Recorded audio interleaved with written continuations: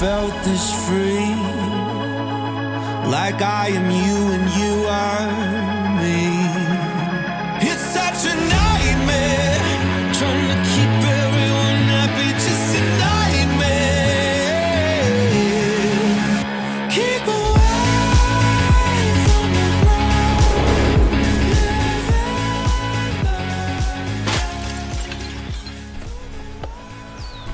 Bienvenido desde Peru. Seit einem Monat sind wir nun in Peru und haben es bisher bis in die Cordillera Blanca geschafft. Hier stehen wir auf einem kleinen Campingplatz und wieso wir eine Baustelle um uns herum haben, dazu später mehr. Wir haben uns für den langsamen, aber landschaftlich spektakulären Weg durch die Berge entschieden. Insbesondere, weil wir dem großen Müllproblem an der Küste Perus aus dem Weg gehen wollten. Aber nicht nur deshalb, wir haben einfach mehr Bock auf Berge als auf Küste im Moment und daher flitzen wir hier mit 20 Stundenkilometer Maximalgeschwindigkeit durch die Berge des Nordens von Peru. Die Straßen hier sind extrem abenteuerlich. Wer diesen Weg durch die Berge wählt anstelle der Küste, der braucht vor allem eines: viel Zeit und Nerven. Aber wir würden es heute genau gleich machen und wieder durch die Anden fahren. Aber jetzt erstmal von Anfang an.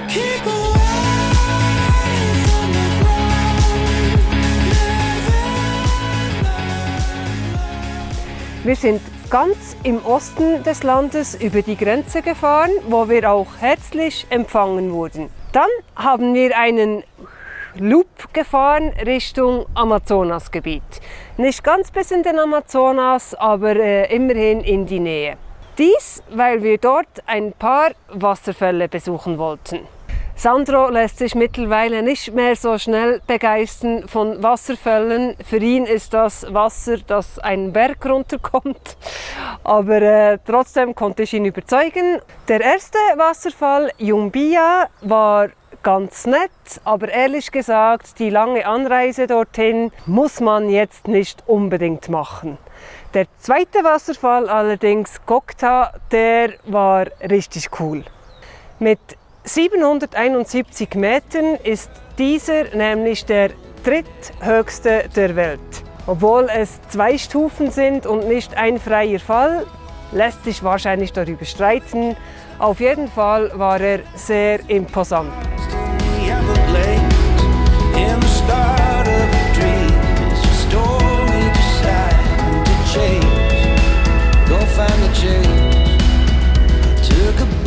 Back down to Nashville, in Carolina in my mind, but I hope for California one more time. Open road now, gonna find a place where my heart hits the ground.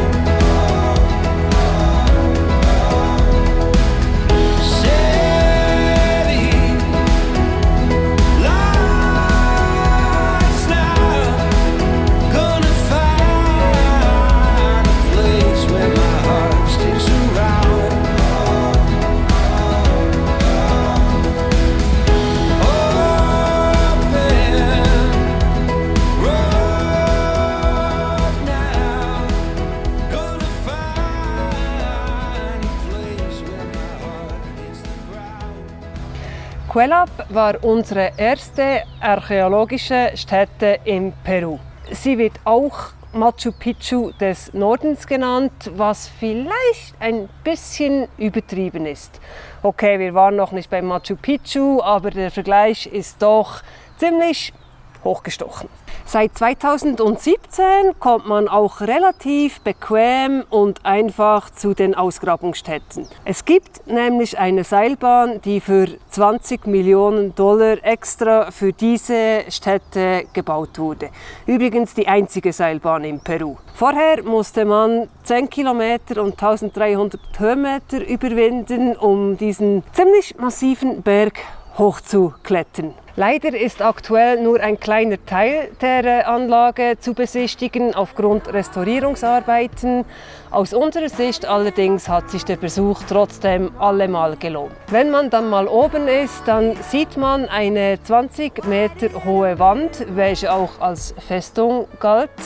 Dahinter sind rund 300 bis 400 runde Häuser, die 3000 Leute circa beherbergt haben.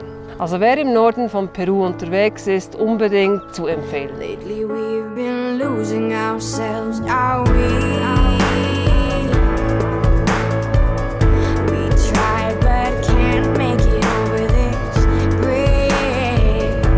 And time will tell, why the hell is this so difficult? If we love so, don't wanna let go, and I just know for a fact I love you bigger than the sea. I love you better than my coffee in the morning. I love you wider than a river, bigger than the sea, larger than the sky, higher than fever.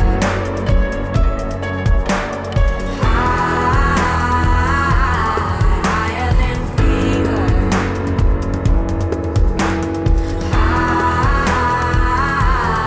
Higher than fever.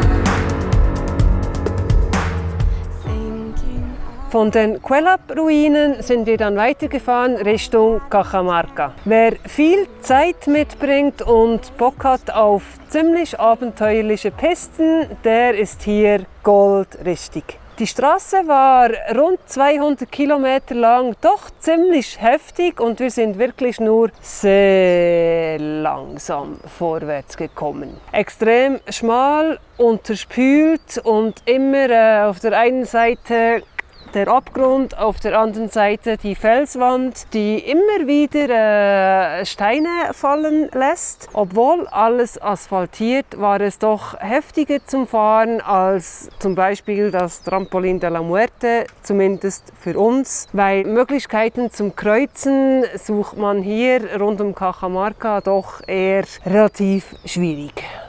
Während ich das spektakuläre Panorama genießen durfte, musste sich Sandro ziemlich heftig auf die Straße konzentrieren, weil Fehler sollte man da nicht machen. Wir haben aber auch ein paar coole Stellplätze zum Übernachten entlang dieser Strecke und alles in allem wirklich ein sehr zu empfehlender Abschnitt. Don't go, stop, breathe, wait a little longer, we begin stronger. Stop, breathe for me. All I want is you in front of me. I could have another, but you're always gonna be my own.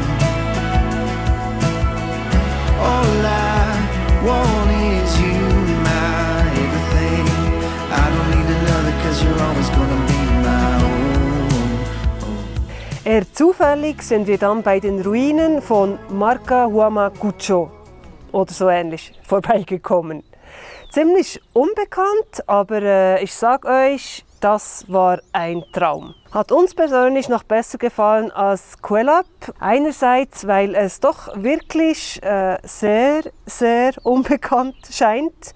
Wir waren nämlich an einem Sonntagmorgen über 3 Stunden völlig alleine in der Anlage. Cool ist auch, dass sie ziemlich hoch ist. Auf 3600 Meter ist man nämlich mitten in den Wolken. Dadurch hat man ein ziemlich mystisches Feeling, wenn dann die Wolken durch die Ruinen und die Mauern hindurchziehen und man da einfach völlig alleine drin herumlaufen kann. Sind auch ziemlich weitläufig und der Höhepunkt ist eigentlich das hinterste Gebäude, Las Monjas, wo man immer noch sehr gut erkennen kann, wie die Menschen dazumal in den Mauern gelebt haben. Und in der Mitte war dann der Platz, das Treiben und die Wohnungen selber im Mauerwerk drin eingebaut. Als wir dann rauskamen um die Mittagszeit, haben wir dann tatsächlich doch noch jemanden getroffen. Eine peruanische Familie hat gepicknickt und uns dort zum Mittagessen eingeladen. Da konnten wir natürlich nicht Nein sagen und war eine wunderschöne Begegnung mit einer peruanischen Family. Dies war allerdings nicht die einzige kulturelle Begegnung des Tages. Am Abend hatten wir dann noch Besuch von 2 kleinen Kindern, die dort in der kleinen Community leben. Nachdem sie uns lange über Schritt und Tritt verfolgt haben, konnten wir irgendwann nicht mehr Nein sagen und haben sie ins Fahrzeug reingelassen. Auch das war ein tolles Erlebnis und sowieso der ganze Tag etwas, was wir erst einmal verarbeiten müssen.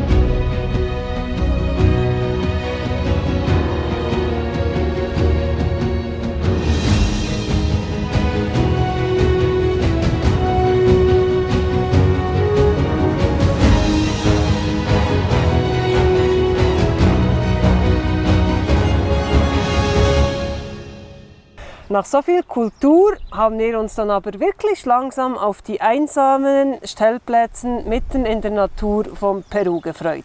Und das haben wir gefunden. Und nicht nur irgendein Platz, nein, der Lagunenplatz mitten in den Bergen von Peru war wirklich ein Spektakel. Genau wegen solchen Plätzen machen wir das, was wir hier machen. Definitiv der Traum aller Overländer. Eine riesige Lagune, eingebettet in einem wunderschönen Panorama und das für uns allein. Sandro konnte sogar mal wieder ein bisschen angeln. Nein, es gab kein Fisch zum Abendessen, macht aber nichts. Wir haben es auch so genossen und mal ein paar Tage einfach die Seele baumeln lassen und uns von den ganzen Eindrücken im Norden Peru erstmal ein bisschen erholt. Und als wir dann dachten, dass es nicht mehr besser werden kann, sind wir weitergefahren, immer Richtung Süden, aber alles quer durch die Berge und diesmal wirklich durch die Berge. Eine coole Offroad-Strecke von 150 Kilometer, glaube ich, rund waren es und über Stock und Stein sind wir gefahren. Teilweise ziemlich ruppig, ohne 4x4 wäre das wahrscheinlich nicht gut gekommen. Gesehen haben wir 1-2 Fahrzeuge, viele Schafe, Alpakas, Lamas, Pferde, Kühe und hier und da eine Mine zum Abschluss der Strecke, was doch auch einige gibt hier in Peru. Aber ansonsten wirklich Natur pur und immer so zwischen 3.500 bis 4.500 Höhenmeter, was ein cooles Klima ist. Nicht unbedingt zum Schlafen, geschlafen haben wir nicht so gut, aber ansonsten muss ich sagen, vertragen wir die Höhe eigentlich relativ gut.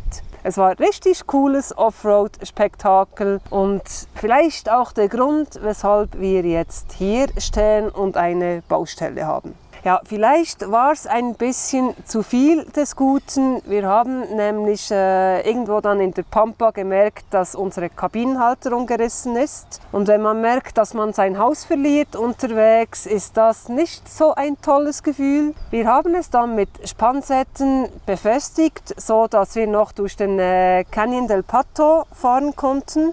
Auch eine sehr interessante Strecke mit 35 unbeleuchteten und sehr schmalen, staubigen Tunnels. Nicht die Strecke, die man fahren will, wenn man die Kabine verliert, aber egal, wir haben versucht, es zu genießen, sind jetzt hier in Caras angekommen, einem kleinen Bergdorf, irgendwo am Rande der Cordillera Blanca und versuchen, das Problem hier zu lösen. Wie wir das angehen und ob wir das schaffen, das ist allerdings eine Geschichte fürs nächste Mal. Bis dahin, hasta luego!